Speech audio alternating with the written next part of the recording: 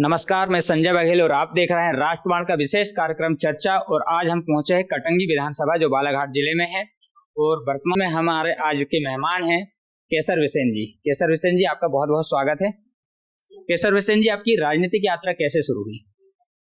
सबसे पहले तो मैं यहाँ कटंगी में विद्यालय का संचालन किया और हमारा विद्यालय भी बहुत अच्छी गति से चला। उसका परिणाम भी अच्छा रहा। जनता ने और हमारे कुछ कांग्रेस पार्टी के भी लोगों ने कहा कि आप आगे सामने आइए तो निश्चित तौर पर आपकी जीत भी होगी। और मैं 1999 से राजनीति में प्रवेश किया है, सक्रिय राजनीति में। इसके पूर्व तो मैं राजनीति में थी कुछ छोटे मोटे पदों पर। जब भी कोई कार्यक्रम हुआ करते थे तो बराबर मैं वहां सम्मिलित होकर सहयोग प्रदान करती थी। लेकिन जब बात आई 2010 की, उस समय मुझे जिला पंचायत सदस्य का प्रत्याशी समर्थित पार्टी के माध्यम से समर्थन दिया गया और मैंने 2010 में जिला पंचायत सदस्य का चुनाव लड़ा।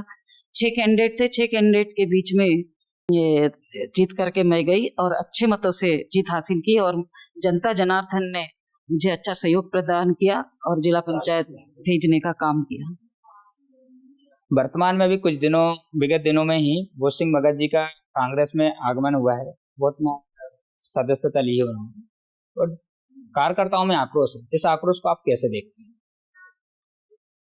अभी भूत सिंह भगत जी का नाम इसके पूर्व भाजपा में चल रहा था कि यहाँ कटंगी विधानसभा के प्रत्याशी घोषित हो गए हैं, सिर्फ मुहर लगना बाकी है।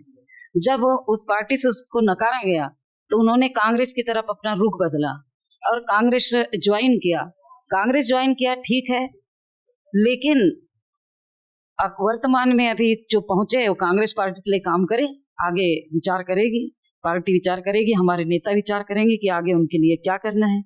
और आते से ही यदि चूंकि वो स्थानीय भी नहीं है, विधानसभा क्षेत्र 113 क्रमांक किसी भी बूथ में उनका नाम भी नहीं है, तो पहले मेहनत करे और पार्टी इस पर विचार करेगी। लेकिन यदि वो एकदम पार्टी निर्णय लेती है और उनको टिकट देती है तो जो पार्टी के अंदर स्थानीय रूप से स्थान रह करके काम कर रहे हैं तो उनको मिलना चाहिए टिकट जो भी हो। और अभी एकदम भूत सिंह भगत का जिस प्रकार से नाम चल रहा है कि उनको कटंगी विधानसभा की टिकट मिल सकती है, तो हमारे कांग्रेसियों में और हमारी जनता में बहुत ज्यादा आक्रोश है कि अभी एकदम आते से इनको टिकट नहीं देना चाहिए। और सम्मानीय कमलनाथ जी का भी कहना है कि हम किसी भी पैराशूट व्यक्ति को टिकट नहीं देंगे, पहले सबसे पहले का पार्टी में आए हैं तो काम करे और जिसका सर्वे अच्छा होगा हम उसी को टिकट देंगे। अभी जैसे आपने बताया कि पैराशूट नेताओं को मतलब कि मौका नहीं दिया जाएगा, लेकिन बालाघाट जिले की घटना अगर देखें, एक अनुभव मुंजारे जी का नाम चल रहा है और दूसरा जो वर्तमान में भूत सिंह भगत जी का, ये दोनों पैराशूट वाले नेता हैं और उनको दोनों को लगभग ये तय माना जा रहा है कि टिकट दी जाएगी। तो ये पैराशूट वाली जो बात आ रही है वो तो तजब्बो पहले ही दे रही है कांग्रेस पार्टी। जब हमारे सम्मानित नेताओं ने प्रदेश स्तर और राष्ट्रीय स्तर के नेताओं का कहना है कि जो सर्वे होगा और जिसका नाम सर्वे में आगे होगा हम उसी पर विचार करेंगे, अगर वो देते हैं तो वो ठीक बात नहीं है। जैसा उनने कहे हैं उस प्रकार से उनको करना चाहिए, अपने बातों पर अडिग रहना चाहिए, तब तो कोई बात है। नहीं तो कथनी और करने में तो ये बहुत बड़ा अंतर हो जाएगा। अगर ऐसा करते हैं तो ये ठीक नहीं समझते। क्षेत्र में एक चर्चा है कि आपको मतलब पार्टी के द्वारा हमेशा उपेक्षित रखा गया है। इसके पहले भी आप जिला पंचायत अध्यक्ष पद की दौड़ में थी, लेकिन अचानक आपको बाहर कर दिया है, क्या वजह है? इसके पूर्व भी आपने जो मुझसे प्रश्न किया तो मैंने यही बताया कि 2010 से लेकर लगातार 2022 में तक जो चुनाव हुए तो मैं जीत कर गई हूँ और पंचायतों के चुनाव जीतना आसान नहीं होता है। तो कमलनाथ जी के मन में ये विचार आया कि क्यों ना ऐसी महिला को टिकट अधिकृत किया जाए जिला पंचायत अध्यक्ष के लिए, जो 3 बार जीत कर आई है। कुछ ना कुछ तो ऐसा होगा जो तीसरी बार जनता ने उन्हें जिताया है। तो निश्चित तौर पर यदि बालाघाट जिला पंचायत की अध्यक्ष बनती तो सारे जिला को उनके माध्यम से लाभ मिल सकता है। ऐसी स्थिति को सोचती उन्होंने मुझे अधिकृत किया, लेकिन हमारे ही नेताओं के माध्यम से धोखाधड़ी की गई और अध्यक्ष पद पर जो आसीन होना था वो नहीं हो पाए और हमारे ही लोगों ने हमको धोखा दिया। वर्तमान में जिस तरह से अभी राजनीतिक हालात चल रहे हैं तो आपको अगर पार्टी दावेदार नहीं बनाती तो क्या आप निर्दलीय चुनाव पर मैदान पर रहेंगे? अभी तो मुझे पूरा विश्वास है, क्योंकि आलोक मिश्रा जी से भी मैंने चर्चा की थी। बोले अभी ऐसी बात नहीं है, वो आए हैं तो एकदम उनको कोई विधानसभा की टिकट नहीं देंगे, आगे विचार करेंगे। आगे लोकसभा के भी चुनाव है, तो मैं तो अभी विश्वास रखती हूँ कि टिकट मुझे मिल सकती, प्राप्त हो सकती है। और इस बीच में संजय कपूर जी से भी मेरी चर्चा हुई। उन्होंने खुद मुझे फोन पर बताई कि आपका सर्वे रिपोर्ट में बहुत अच्छा नाम है, जो 5 सर्वे हुए हैं उसमें भी 80% आपका है, और सीईसी में भी आपका नाम अकेला सिंगल गया हुआ है। कोई भी उम्मीद तो रखता है कि अगर अच्छी स्थिति है तो कर दे सकते हैं, विचार करेंगे। अभी ऐसी चर्चा चल रही है। निर्दलीय अगर पार्टी भी आप पर दाव नहीं लगाती तो क्या आप निर्दलीय चुनाव लड़ेंगी? देखो, पार्टी अगर दाव नहीं लगाती तो मैंने तो पहले ही अपना वो बना लिया है कि मुझे चुनाव लड़ना। मतलब आप निर्दलीय चुनाव लड़ेंगी। एक तरफ कांग्रेस कहती है कि हम भ्रष्टाचार मुक्त सरकार बनाएंगे और भाजपा पर कई तमाम प्रकार के भ्रष्टाचार के आरोप लगाते हैं। बोध सिंह भगत पर स्वयं टैंकर घोटाले के आरोप लगे हुए हैं। ऐसे में कांग्रेस भ्रष्टाचार मुक्त सरकार कैसे बनाएगी, क्या सोचती है? ये तो आपका कहना सही है कि यदि हमको भ्रष्टाचार मुक्त सरकार बनाना है तो ऐसी ऐसी ऐसी स्थिति में भ्रष्टाचारी लोगों के लिए रास्ता बंद करना चाहिए और अच्छे लोगों को लेना चाहिए, ताकि हम भ्रष्टाचार मुक्त सरकार बना सकें। वर्तमान में जिस प्रकार से अभी जो हालात चल रहे हैं, लोगों का कहना है कि राजनीतिक दलों से उछल कूद की तरह मतलब पैराशूट वाले नेता जो आ रहे हैं, इन नेताओं के लिए विशेषकर बोध सिंह भगत जो कटंगी से विधानसभा चुनाव की पूरी तैयारी कर चुके हैं, उनका मानना है कि मैं कांग्रेस से प्रत्याशी हूँ। तो क्या जनता जनार्दन ऐसे प्रत्याशी को अपने आप में स्वीकार कर पाएगी? देखो, इसके पूर्व भी बोध सिंह भगत जी ने कहा था कि मैं तो भाजपा का प्रत्याशी बन चुका, और भाजपा मुझे विधानसभा क्षेत्र की टिकट भी दे रही है 113 क्रमांक से।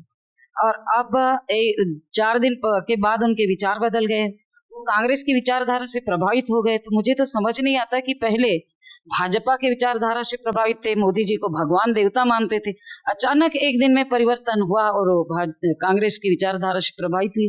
उनका कहना, मैंने उनके जो अपने शब्दों में अभिव्यक्ति कर रहे थे, तब मैंने उनसे सुना कि राहुल गांधी जी ने जो भारत जोड़ो यात्रा निकाली उससे मैं बहुत ज्यादा प्रभावित हुआ, और 15 माह की जो सरकार कमलनाथ जी ने चलाए उनके कार्यकाल से भी मैं बहुत प्रभावित हुआ।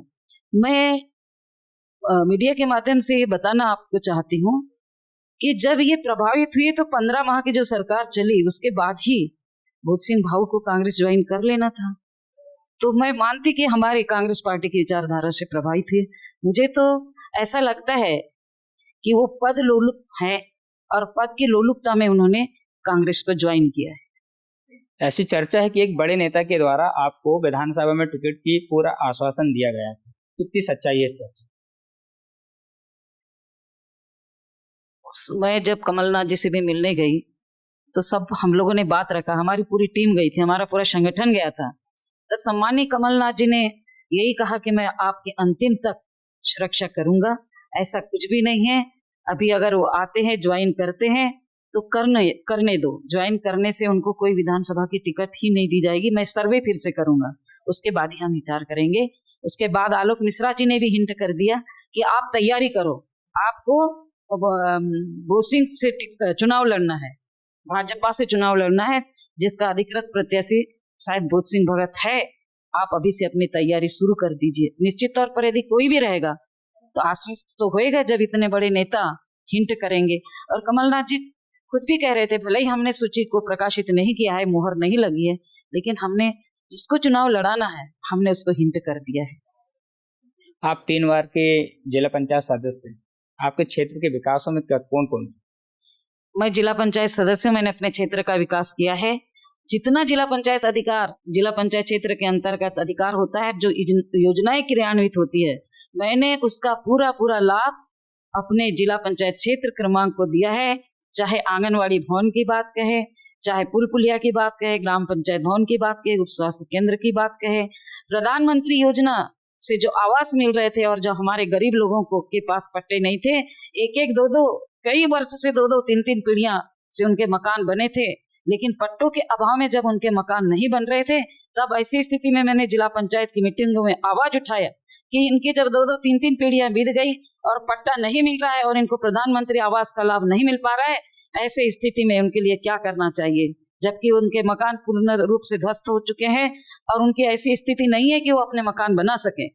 तब जब उस समय सीओ मैडम थी, उन्होंने कहा कि अगर वो 2-3 पीढ़ियों से अपना जीवन यापन वहां कर रहे हैं तो निश्चित तौर पर पट्टा नहीं भी मिलेगा तो उनके मकान बने। ऐसे कई मजरे टोले थे जहां उनको पट्टे प्रदान नहीं किए गए थे, वहां भी हमारे माध्यम से, हमारे आवाज के माध्यम से जब वहां पहुंचे तो उनके सारे के सारे मकान बने।